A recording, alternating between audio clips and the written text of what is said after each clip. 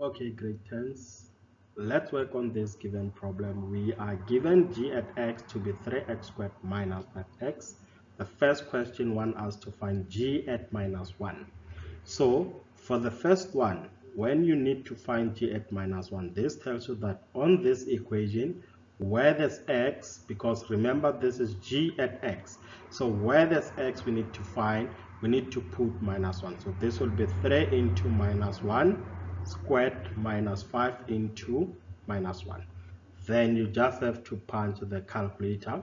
This will be 3 minus 3 plus 5, which is 8.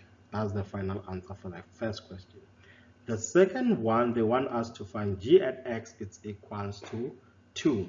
So we need to take g at x, equate that to 2. So what is your g at x? Is 3x squared minus 5x, which is equals to 2. So this will be 3x squared minus 5x. Let's put this in the quadratic form. So when I put it like this is in quadratic form. I can simply factorize this equation. So to factorize this side I'll have 3x. This is my x. The factors of 2 is just 2 and 1. But now look at this. When I put 2 this side, when I put 1 this side, I'm going to say 3 times 1, which is just 3. 3 is not close to that 5. So I'm going to put 2 instead this side. Let's see. 3 times 2 is 6. Yes, 6 is close to that 5. The 1 will come this side. So since 2 is positive, 1 should be negative and 1 should be positive. One bracket should be negative and one bracket should be positive. So look at this, 3x times 2x, this will give me 6x. So I need that 6 to be negative so that when I add 1, I'll get that minus 5x.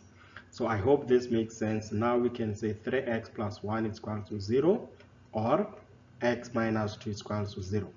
Therefore, if you solve for x this side, x will be minus 1 over 3, or the value of x is just 2. Right.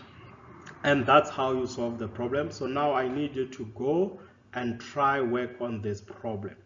Just try and work on this problem and you should get your answer as negative 10.